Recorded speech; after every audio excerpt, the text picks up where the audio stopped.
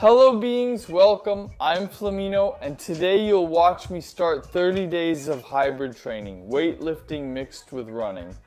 Before the video continues, please like, it really helps my work. This is a well-intentioned video. And comment Pocahontas since it fits every video, right? Everyone gets it. So why did I start this video? It's a video that's not a trending topic. There are a lot of big influencers doing it and that ended up influencing me, right? Look at that, influencers influencing me. There's Mahmoud, Manasite, and even Ikaro, right? He's an athlete whose content I really enjoy following, so that influenced me a lot. And I thought, hey, what if I do it? What happens? Is it worth it? Some time ago, I was on a podcast that I've already mentioned here, which was 3X Action, and there I got a lot of support regarding this, right? Since it's a podcast more focused on lifestyle, they talk a lot about sports too. I spoke with Sergio, the host, and he recommended the watch to me, right? I initially used it to track my training progress, but ended up using it more for other purposes.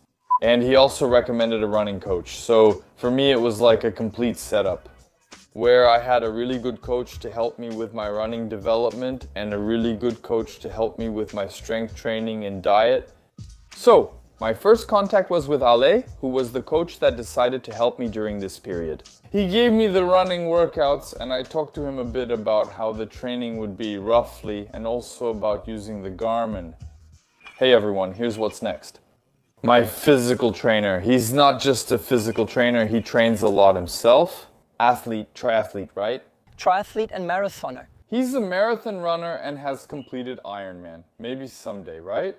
One thing people tend to neglect a lot in running is a good warm-up, okay? You have to warm up well. Sometimes, for example, you're going to run 10 kilometers. 1 kilometer of warm-up, doing a light jog is very welcome. Schedule this pre-run time so you can warm up properly with joint movements and mobility exercises. This is very important for you to prepare your body for the activity you're going to do and to make sure it's done as safely as possible. Another important tip is this: don't train hard all the time, okay? Professional athletes train with about 80% of their training being light and only 20% really heavy, okay? Why? Because otherwise you don't give your body time to recover. We see a lot of people going out to run every day. They talk about their best 5 or 10 kilometers but realize there's no progress. So, your training has to be planned with light workouts, intense workouts, interval workouts, so that you can gradually improve your performance. That's why we always recommend the guidance of a professional to help with this periodization, this planning.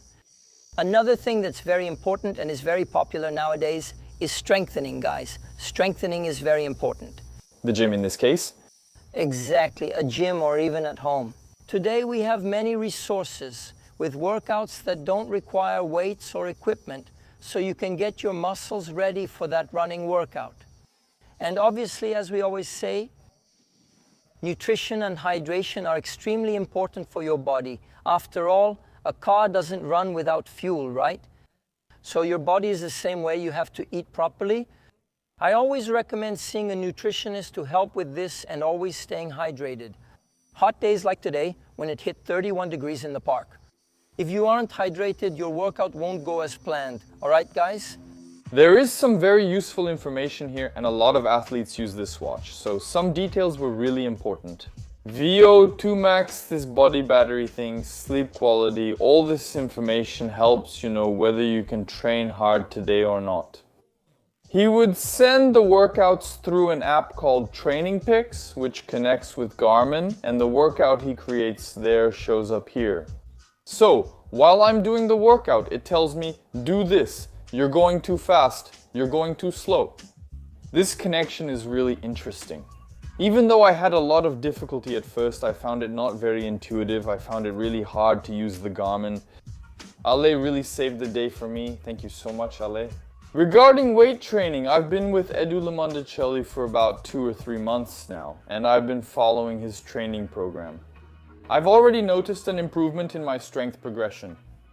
He's also changing my diet, so I was already starting a cutting diet when I began this video. So I said, hey, I'm going to increase the carbs a little because look, it makes you really hungry. Really, really hungry. If there's one thing these 30 days gave me, it was hunger. So Edu made a diet for me to help me lose fat. Wait, let me rephrase. Edu made a diet where I'd still lose fat, but really holding on to the muscle mass. So it's not a super heavy cutting, you know? And talking about my preparations to start this experience, I had some preparations just for this experience. Regarding supplementation, what am I taking in terms of supplements during these 30 days of hybrid training? And just giving a little spoiler, my pre-workout is a cup of coffee. I've never been big on supplements, I just stick to the basics, what works and is truly noticeable. Creatine for strength increase, it makes it easier to progress with weights. Some people say, oh, I didn't feel anything taking creatine. But they don't try to increase the weight, that's why they didn't feel anything. Beta-alanine was the first time I started taking it. It's recommended for endurance training. Creatine is more for strength training, explosive workouts. Multivitamin, the multivitamin. I started now that I'm cutting because during cutting, since we're eating a little less, we might end up with a bit of a vitamin deficiency. So this here is just a precaution. And now one that I need because I'm vegan, which is vitamin B12, right? Vitamin B12 is present here, but only in small amounts. Protein powder too, but I prefer to get my protein from food. I know this will mean fewer sales. But you can use black coffee as a great pre-workout and it will be cheaper. Check this out, coffee makes a great pre-workout. Now I'm going to run like crazy. I usually make about 350 milliliters of coffee here. Go for a run.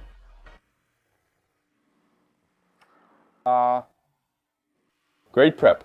Now let's discuss a popular and somewhat controversial topic. Sneakers, man. There are so many expensive sneakers for running and Ale told me, don't buy expensive sneakers. If you're still a beginner at running, you won't feel what the expensive sneakers are supposed to give you. So he said it would be like a waste of money. He suggested several sneaker brands, but I trained with my existing Adidas pair. Free advertising, that's my favorite to use. It's not the top running sneaker. It's not, but I had no knee or foot pain. I've run with it for a long time, so I just kept using it. When it's something long-term like that, you know you're going to run 10 kilometers. Running with comfortable clothes and comfortable sneakers makes a big difference, including the clothes. Okay, and what was my goal with this hybrid training, right? It wasn't just like, oh, I'm going to do 30 days running with weight training and that's it. I really wanted to see if I could improve my pace in running, right? For those who don't know what pace is, it's the speed per minute. It's not like I just started running. A while ago I used to run a lot. I was really into running, I even ran up to 20 kilometers. At the right time, I think I still can. My 10 kilometer time was already good, with a pace of 4 minutes and 34 seconds. I think this one was my record, running 10 kilometers in 45 minutes. Then a little while later, 10 kilometers in 48 minutes. I also ran other 10K and 5K races, keeping a 5:30 pace. I even managed to run up to 20 kilometers. Where is it? 20 kilometers at a pace of 5 minutes and 34 seconds. That's a good pace. Man, I was really into running at that time, so I already had high expectations. And at that time when I ran 20 kilometers, I weighed 62 kilos. Today I weigh 72 kilos. It changed a lot. So I told Ale, alright, my goal will be to improve my pace. For these 10 kilometers, I'll run at my best pace, giving it my all for the first time. On the last day, I run another 10 kilometers to check my progress, right? I decided to run these first 10 kilometers on the treadmill because it's a controlled environment, it's totally the same. Running in an air-conditioned space with accurate treadmill and watch measurements gives me a clear metric of my improvement. On the street, sometimes it's hotter, sometimes it's windy, there are a lot of variables.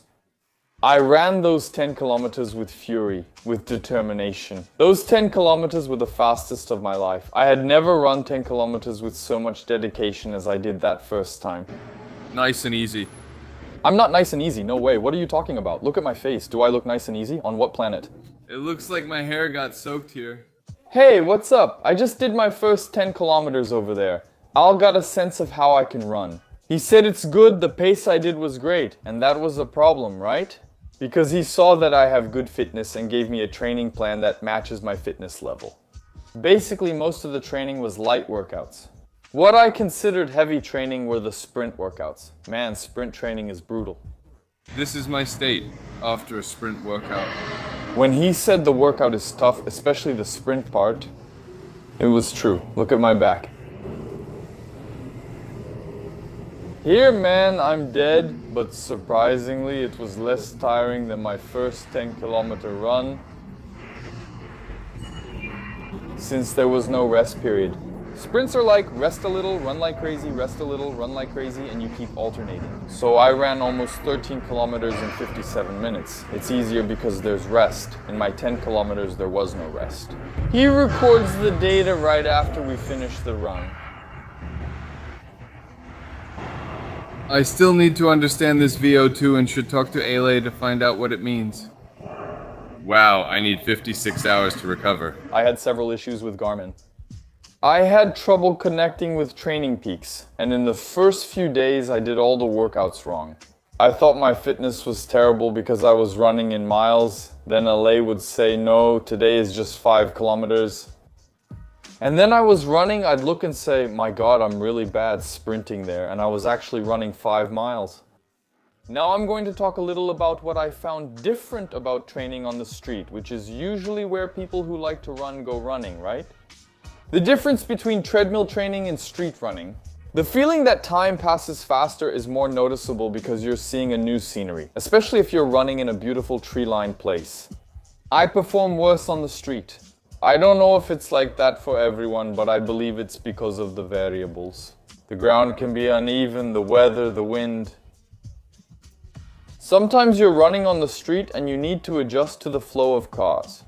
People passing in front of you, there are a lot of variables that we have to keep calculating.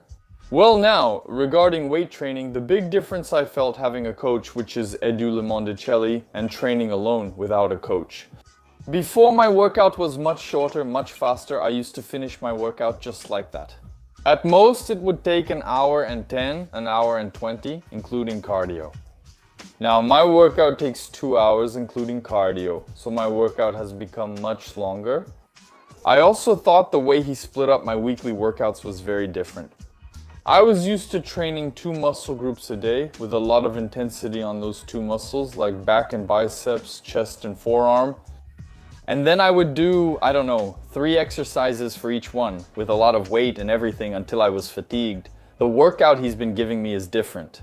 I train upper body, shoulders, back and chest all in one day, but with just a few exercises for each of those muscles. It's very different. Although my weight training sessions are more exhausting now, I finish much more tired than with my previous workouts. I'm able to increase the weight more easily. I reached out to him because I was already getting to a point where I couldn't increase the weight anymore. Then he changed my workout and I was able to increase the weight again.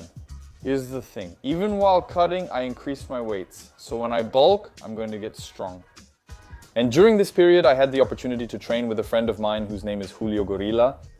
Training with Julio Gorilla is always an honor, as I learn a lot each time. That way, I reach my absolute limit. I discover new limits, and we get great videos and conversations from it.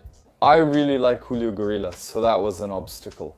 During half of this experience, I did a leg workout with Gorilla, and it's intense. Intense. It's really tough to train with Gorilla. Sam, get up, that's it.